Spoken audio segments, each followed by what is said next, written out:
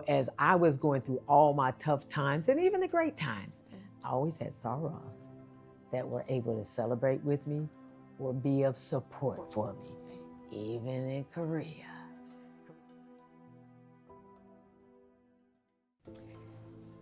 So Amanda, thank you so much for taking time out to do our interview and allowing us to highlight you.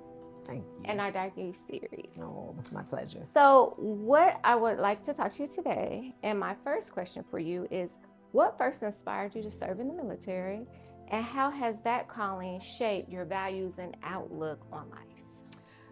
Well, that's an interesting question.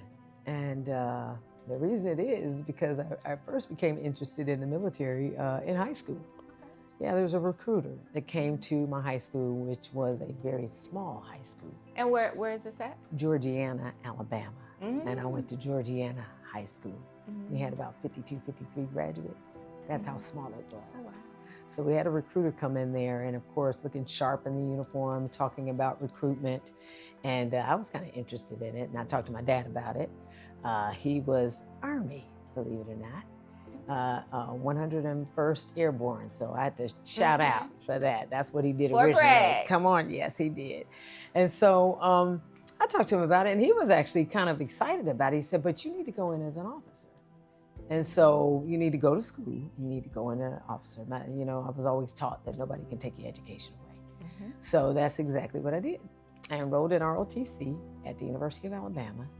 And after I did it for the first year, I had a good time, but I was really thinking about, I might want to get out. I don't know that I want to do this. But the Colonel Bender, who was the commandant of that ROTC detachment, came to me and he talked to me and he said, no, you will be good. You can do this. And I would encourage you to stick the course, because this is going to be great. So I did, and due to his motivation and what was going on with my parents and just the thought of after my sophomore year, you go to an encampment. You do well in the encampment, then you sign the papers. And so the goal was to become an officer. If I didn't graduate, I was still going in the Air Force. I just wouldn't be an officer. So that's kind of like the pathway. Yes, it was, absolutely. Now, what made you stay and retire? Because of my understanding, even as an officer, I don't know if it's the same, but you guys have to test to go to the next rank, correct? Or is that enlisted? Is enlisted. Yeah, okay. No, as an officer, you actually go before a board. Okay.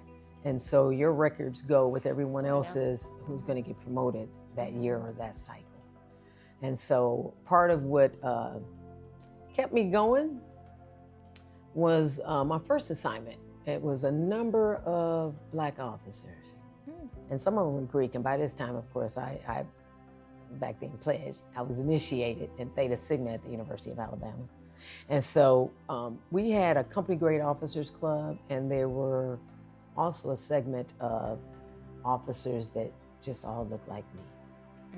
And there was a couple of women, not that many, a few Black men, and we'd all get together and talk about what is necessary to continue on if you want to be an officer.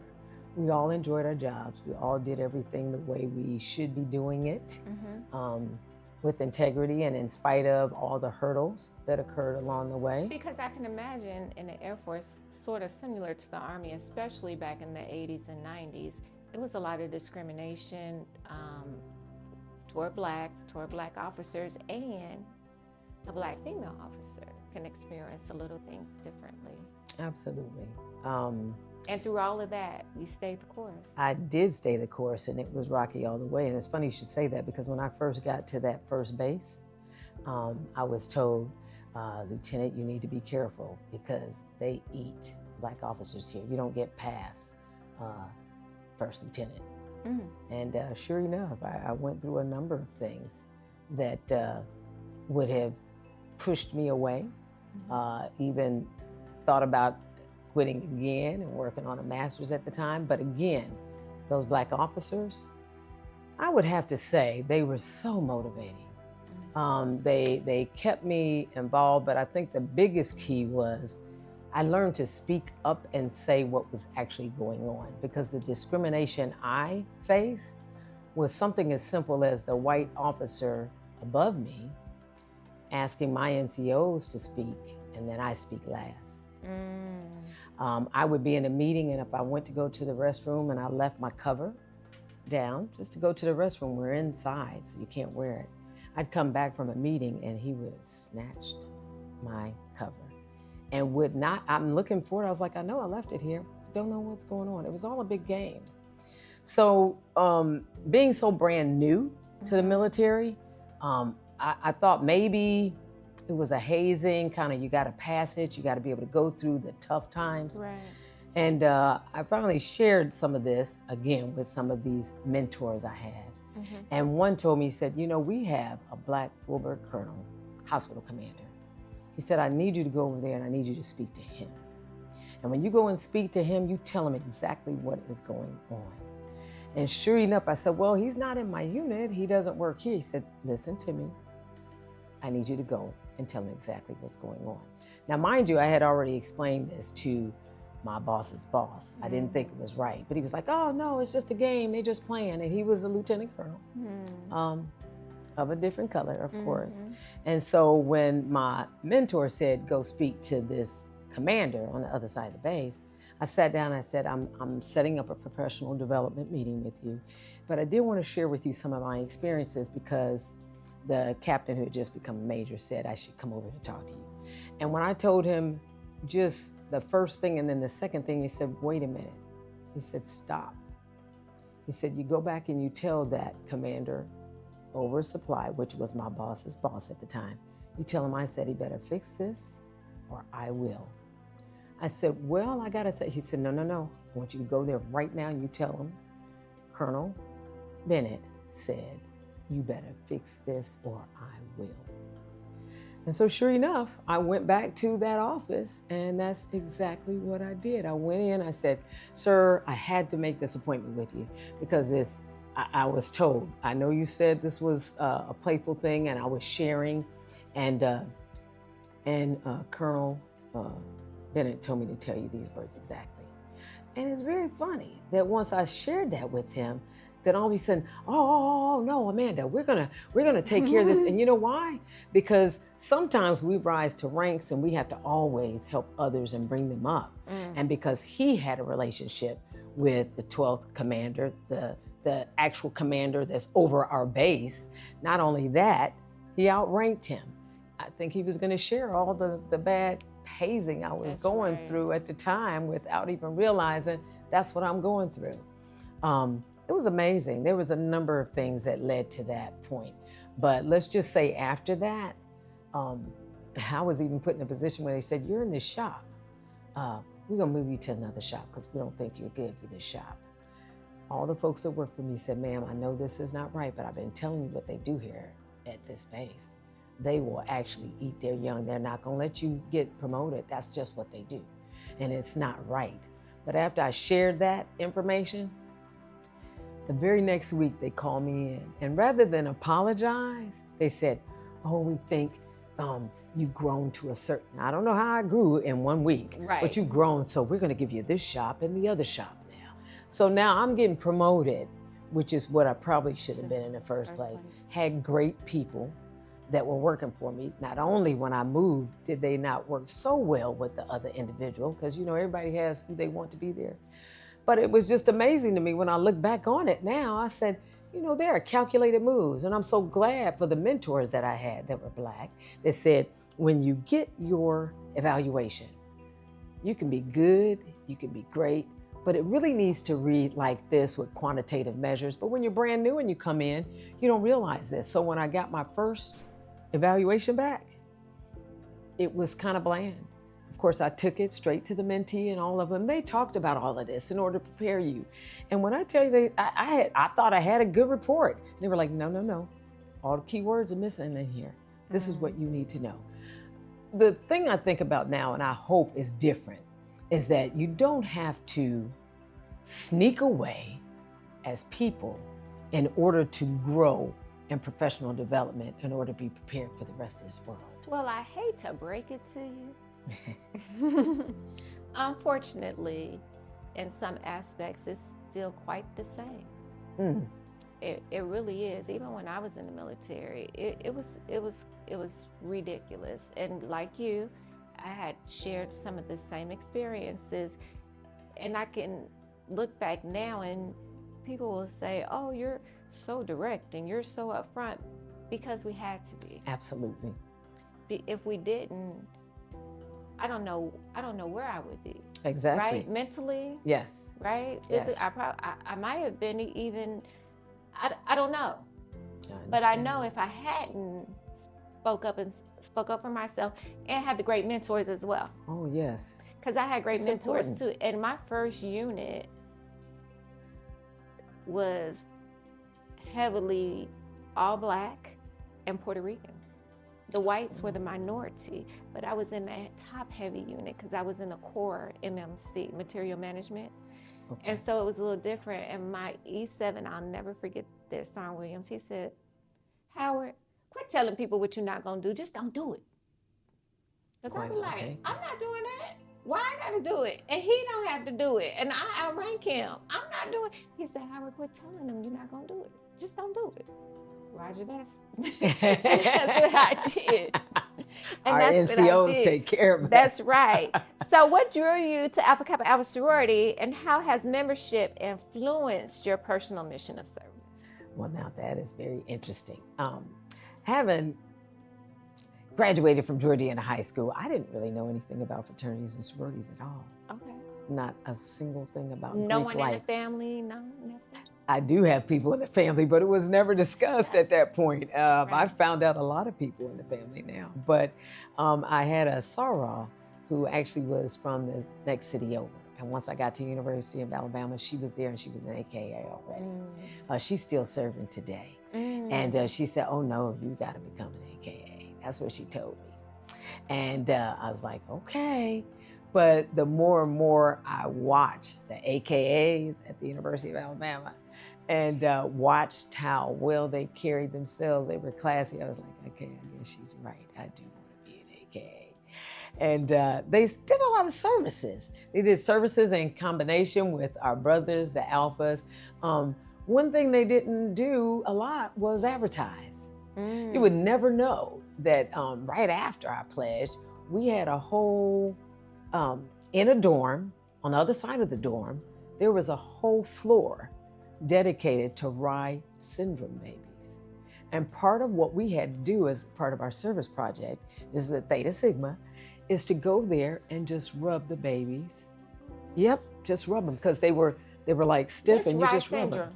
Rye syndrome is a disease that affects the nervous system. And these babies were born with what they call Rye, R-Y-E syndrome. So as much as I knew about it, that was just one of our services that we had to take out an hour or two and switch. And part of it was soothing the babies. That's what we could do.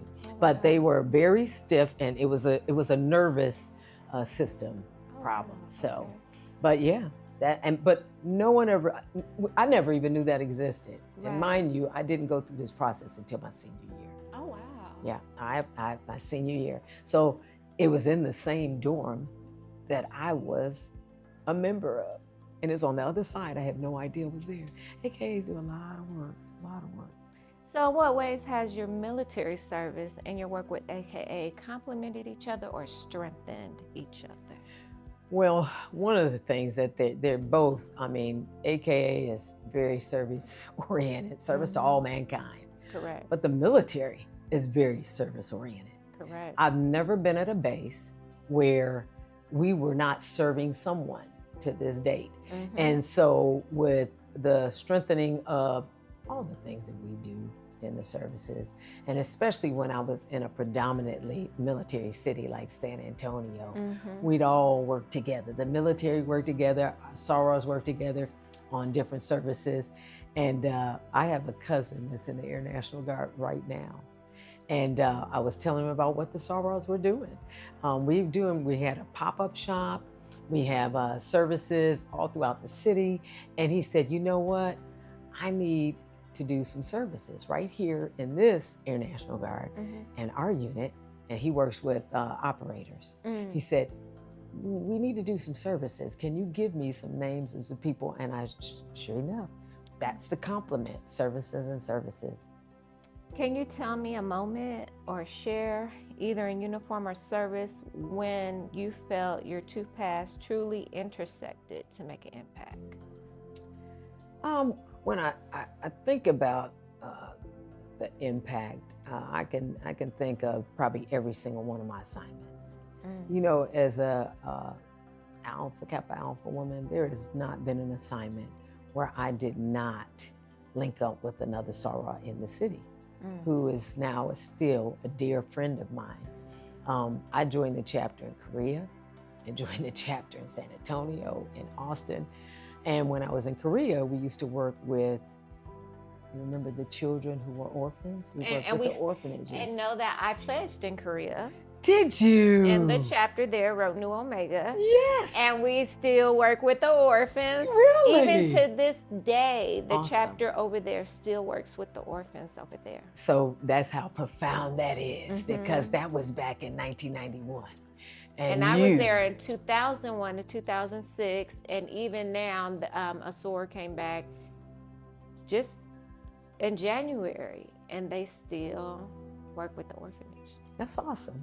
Yeah. So you answered my question. There you go. There you have it. What message would you share with generations of women who may be called to serve for both their country and their community? What would you tell a young woman in college looking to serve? Either one.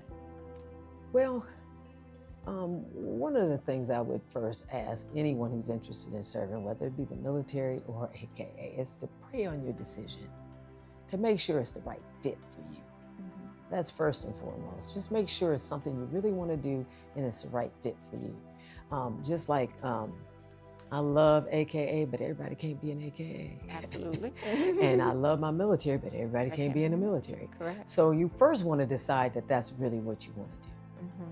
But if you've decided that's what you want to do, then what I would encourage you to do when you first get in is to, number one, become educated in any and all that you do, soar for the best, and while you're there, you seek out other Sorors, Divine Nine, anyone of color that you feel comfortable asking for a professional development meeting.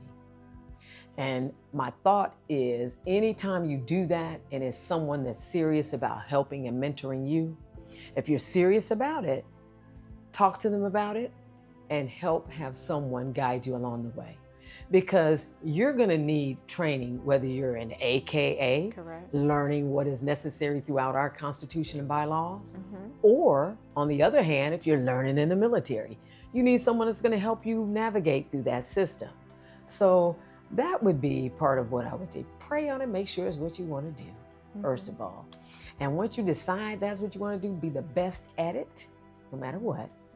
And make sure that you find the right people to help you grow all along the way. So prior to your retirement, you retired at what was your rank in your job on your final retirement, and when did you retire? So I retired in 2008 as a lieutenant colonel. I had transitioned from active duty.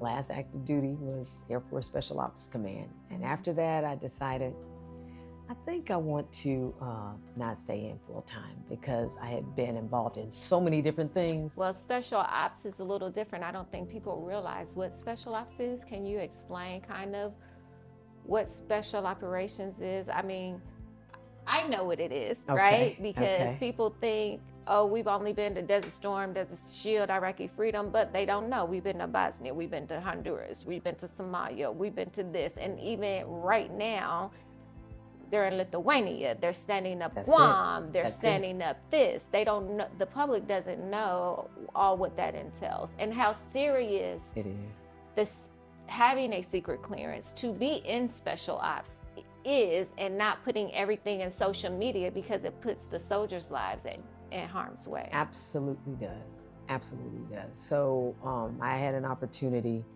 while I was serving in Special Operations Command. So to answer your question, for those who do not know, we have a number of services, whether it is in the Army, Special Operations, whether it is in the Navy, Special Operations, or whether it's in the Air Force, Special Operations. So with all of those, there are certain elite forces. And by me being in that command, I was supporting those elite forces in the Air Force. And they go many different places that people don't know about. And part of the reason I was concerned about not transitioning back into what I would call the regular Air Force is because when you're supporting that type of force, they're out there in real world, taking care of real world situations that people don't know on a daily.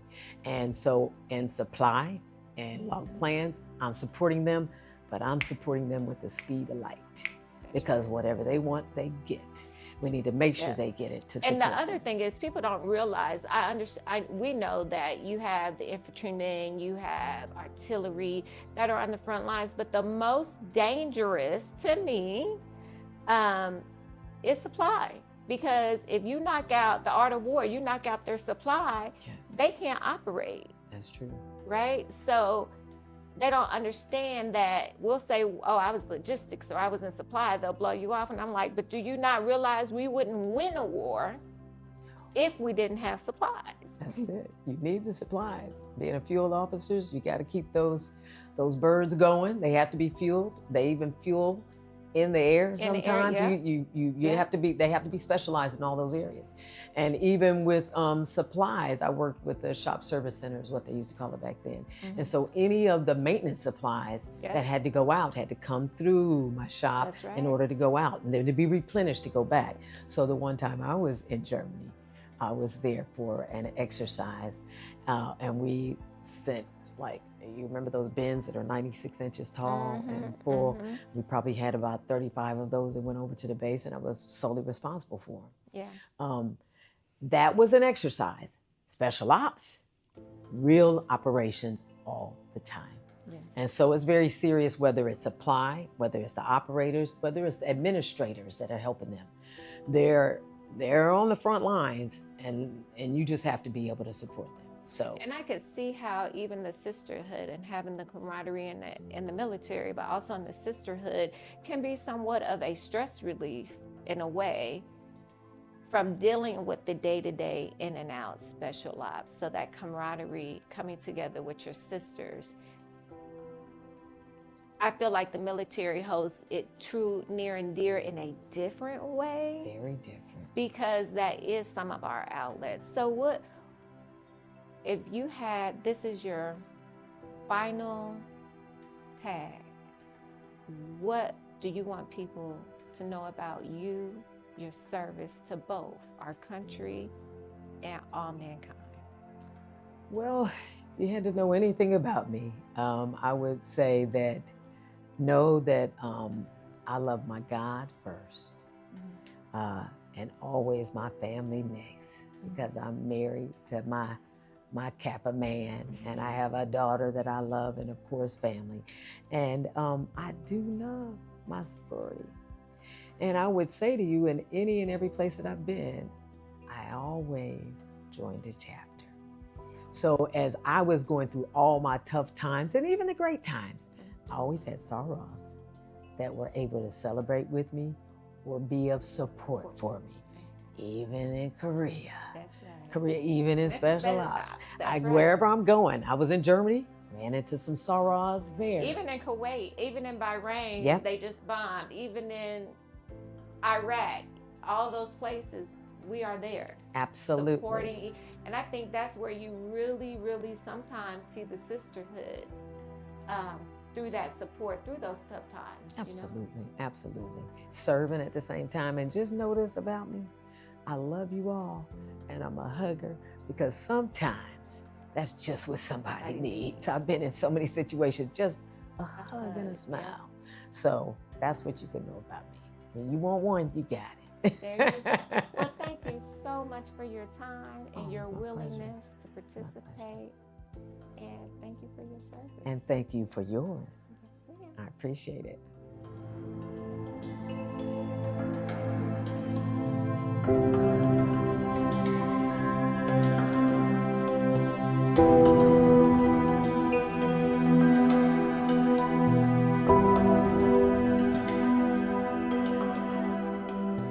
you.